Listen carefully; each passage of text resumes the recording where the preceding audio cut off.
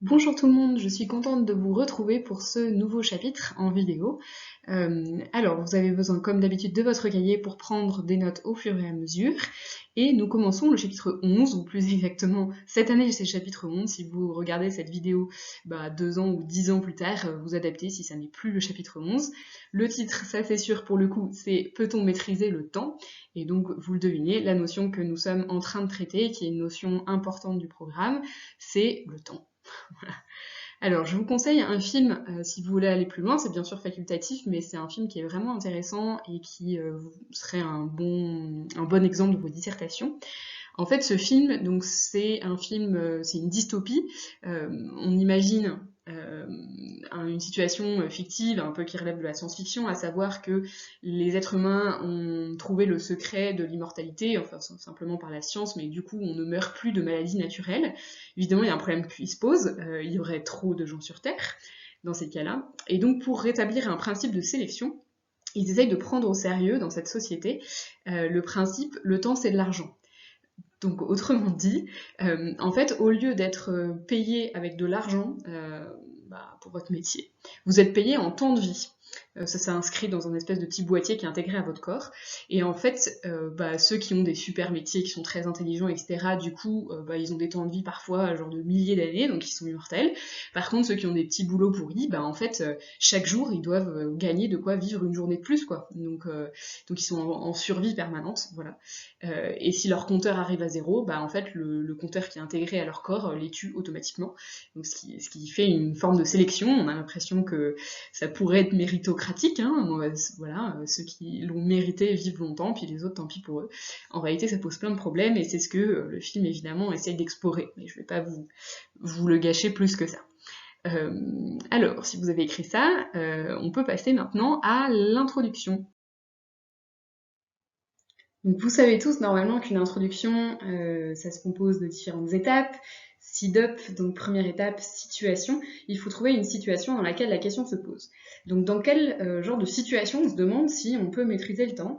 Je ne sais pas si vous êtes d'accord avec moi, mais c'est souvent dans des situations où on a une échéance. Donc par exemple, on a un examen qui approche, on a le bac de philo qui approche, on a son concours de médecine qui approche, on doit rendre un projet pour son entreprise, etc. Et on voudrait pouvoir maîtriser le temps, en l'occurrence pour le ralentir. Voilà. Si on y réfléchit, l'échéance ultime, c'est la mort. C'est-à-dire qu'en fait, on se rend compte à ce moment-là, si on sait qu'on va mourir bientôt, on se rend compte que notre temps n'est pas infini, et du coup, là, à nouveau, on voudrait pouvoir maîtriser le temps, on voudrait pouvoir le ralentir, et là, ça devient plus compliqué, d'accord? Donc vous pouvez écrire comme situation, lorsque l'on voit une échéance qui se rapproche, par exemple en examen, ou lorsque l'on voit l'échéance ultime se rapprocher, à savoir la mort, on peut se demander, peut-on maîtriser le temps? Alors je sais que d'habitude une situation c'est en une phrase, mais là on pourrait éventuellement en rajouter une deuxième. Je sais pas si vous savez, je pense que oui, en anglais, une échéance, ça se dit souvent une deadline. C'est un mot qui est passé dans le langage courant en français. Ça exprime bien ça. C'est-à-dire qu'en fait, dans le mot deadline, vous avez dead, donc vous avez vraiment l'idée de la mort qui se rapproche. Et donc ça, c'est, voilà, pour ajouter une deuxième phrase, qui dirait que le mot anglais deadline exprime bien cette idée que toute échéance, en fait, nous rapproche ultimement de l'échéance de la mort. Alors, est-ce qu'on peut maîtriser le temps dans ces cas-là? Pour ça, il va falloir savoir ce que c'est que le temps et ce que c'est que maîtriser. Donc, qu'est-ce que c'est que le temps? C'est une notion du programme, donc cette définition-là, il faut bien la connaître. Et on va faire une définition et un schéma en même temps, qui va, si tout se passe bien, vous aider à retenir la définition. Donc, qu'est-ce que c'est que le temps? Je pense que vous serez tous d'accord avec moi, c'est que c'est une succession ordonnée d'instants. Donc en fait, si on fait un schéma, on représente très souvent le temps par une espèce de frise chronologique comme ça, où on va marquer des instants. Évidemment, chaque point de la droite est un instant. Donc j'aurais dû faire des petits traits partout, mais enfin du coup ça aurait été illisible. Ce qu'on fait, c'est que on singularise certains instants plus que d'autres. Donc voilà, le temps c'est ça, c'est une succession ordonnée d'instants. Il y a une deuxième caractéristique absolument fondamentale dans le temps, c'est que cette frise, elle est centrée sur le présent. Donc là, regardez bien, j'ai transformé ce trait-là en un trait rouge, c'est-à-dire que, on va dire que ça c'est le présent, c'est un instant qui est absolument central en fait dans la ligne du temps.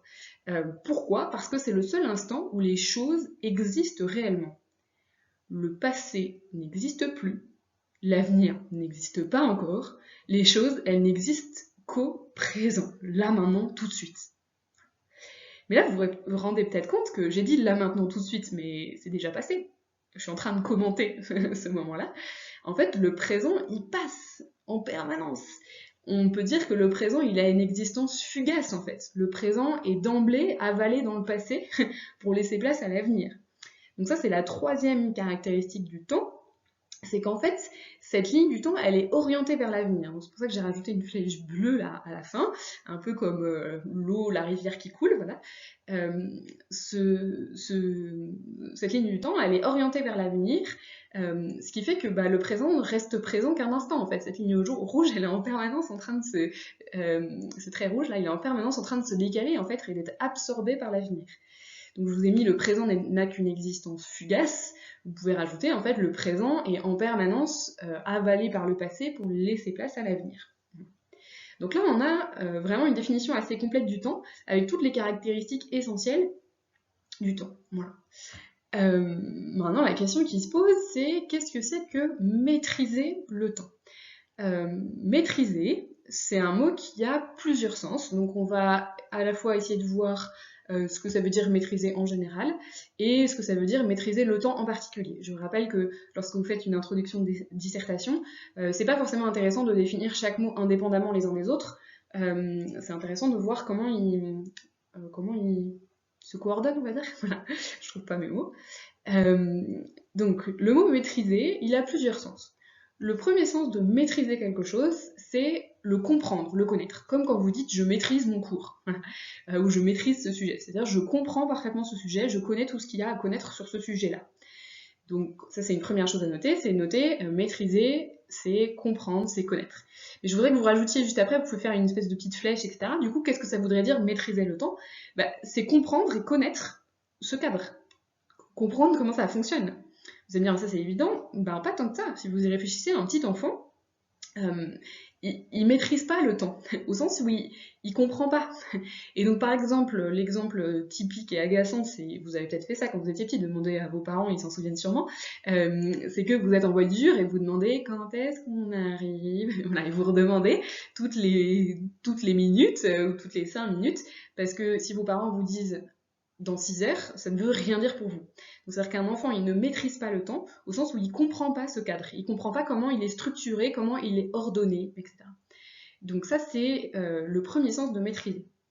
Le deuxième sens du mot maîtriser, c'est prévoir.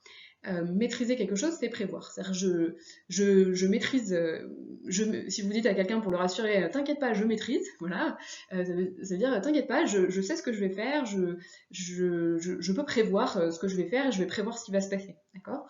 Donc, je sais pas, un président qui dirait vous inquiétez pas, je maîtrise le virus, c'est-à-dire voilà, je sais ce qui va se passer, je sais comment les choses vont se passer. Donc, c'est un sens proche du 1, mais c'est un peu plus précis que ça. C'est pas seulement comprendre le cadre, mais aussi savoir ce qu'il y a dans ce cadre comme contenu. Donc, maîtriser le temps, hein, donc à nouveau, on va appliquer cette définition au temps. Maîtriser le temps, c'est savoir ce qui va se passer. En fait, hein.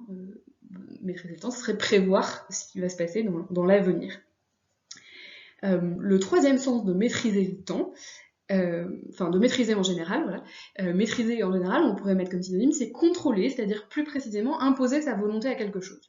Donc je maîtrise mon chien, ou je maîtrise mon cheval, ça veut dire que je suis capable de lui imposer ma volonté. Voilà.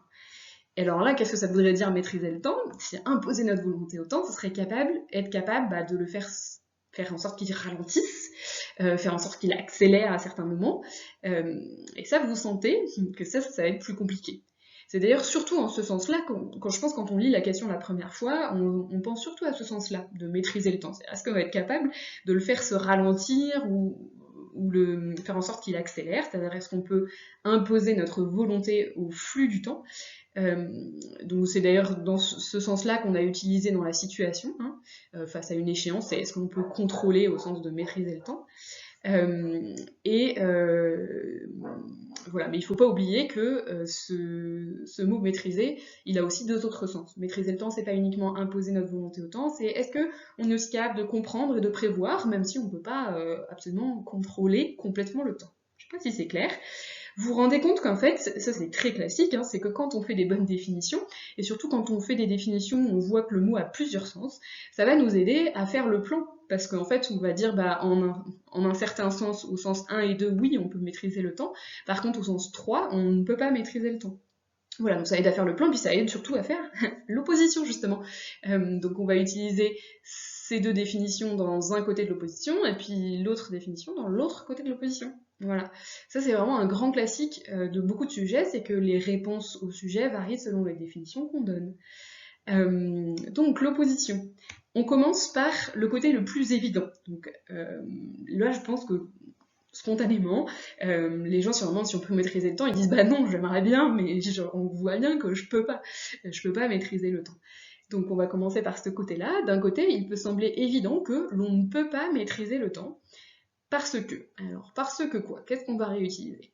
On va dire parce que on ne peut pas imposer notre volonté, donc j'utilise ici la troisième définition, on ne peut pas imposer notre volonté au flux du temps.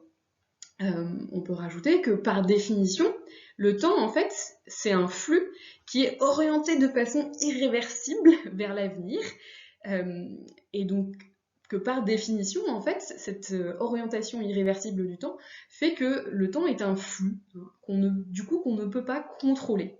Voilà. Donc je répète si nécessaire, donc il peut sembler évident qu'on ne peut pas contrôler le temps parce qu'on ne peut pas imposer notre volonté au flux du temps. Point. Par définition, le temps est orienté de façon irréversible vers l'avenir, le temps est donc un flux qu'on ne peut pas contrôler. Donc ça c'est ce qui peut paraître le plus évident. Maintenant, d'un autre côté, on peut aussi penser que, on peut même rajouter même si on ne peut pas contrôler le flux du temps, ça c'est sûr, on peut tout de même maîtriser quand même le temps. Pourquoi? Parce que le temps n'est pas uniquement un flux qui est orienté de façon irréversible vers l'avenir. Le temps, c'est aussi un ordre. Donc ça, cette opposition, j'y reviendrai après, entre flux du temps, qui est le premier côté, et ordre du temps, elle est absolument capitale pour tous les sujets sur le temps. Le temps n'est pas uniquement un flux, c'est aussi un ordre. Donc là, c'est là qu'il faut rajouter, par définition, le temps ici, c'est une succession ordonnée d'instants. Et donc, qu'est-ce que ça veut dire? C'est-à-dire que cette succession ordonnée, on peut essayer de la comprendre, première chose, et puis on peut aussi essayer de prévoir, quand on comprend la structure du temps, ce qui va se passer. Et cette maîtrise, en fait, elle est déjà absolument immense, et quand on dit de quelqu'un qui maîtrise son temps, voilà, qui sait s'organiser, qui sait gérer son temps, on va dire plutôt dans le langage courant, c'est ça qu'on veut dire, en fait. C'est pas qu'il peut contrôler la vitesse du temps, mais ça veut dire qu'il comprend le cadre, qu'il sait prévoir les choses, il sait s'organiser. Voilà. Donc vous remarquez que donc dans le premier côté, j'ai effectivement parlé du flux du temps, donc j'ai utilisé ce bout-là de la définition du temps, c'est que c'est orienté de façon irréversible vers l'avenir, et du deuxième côté, j'ai utilisé le tout début de la définition, c'est que c'est une succession ordonnée d'instants, qu'est-ce que je voulais dire? Oui, et du coup, dans ce cas-là, on parle de l'ordre du temps. Donc, vous pouvez noter ça si vous voulez dans la marge, etc. Mettre une remarque en disant que cette opposition entre flux du temps et ordre du temps, pour chacun des côtés, elle est utile sur beaucoup de sujets, en fait. Vous pouvez jouer là-dessus. Voilà. Donc, on en arrive à notre problématique. Alors là, je vous invite, comme souvent, pour vous entraîner, en fait, à juste faire pause, à essayer de voir si vous arrivez à la faire par vous-même, puis ensuite, vous avez la correction en remettant play juste après. Donc, n'hésitez pas à faire ça. Comment alors que, je rappelle qu'on essaie de reprendre simplement le sujet mais on le met au conditionnel, donc le conditionnel, pour ceux qui n'aiment pas le français, c'est ce temps où il y a tout ce qui est en ré, donc au lieu de mettre comment peut-on maîtriser le temps, on va mettre comment pourrait-on maîtriser le temps, c'est juste plus fluide quoi, alors que par définition le temps est un flux orienté de façon irréversible vers l'avenir. Un flux c'est comme une rivière, on essaye avec nos doigts de ouais, de contenir la rivière, mais en fait on peut pas. Ça s'écoule hein, comme de l'eau entre nos doigts. Donc voilà, c'est ça bah, le problème, quoi. Si le temps est un flux, comment est-ce qu'on va pouvoir le maîtriser? Vous voyez qu'on a quand même suggéré une petite piste, c'est se dire, bah en fait, voilà, tout ce qui est compréhension, organisation, c'est la meilleure maîtrise qu'on peut avoir, nous les êtres humains, du temps. Mais tout ça, on va le creuser dans la suite du cours. Au revoir!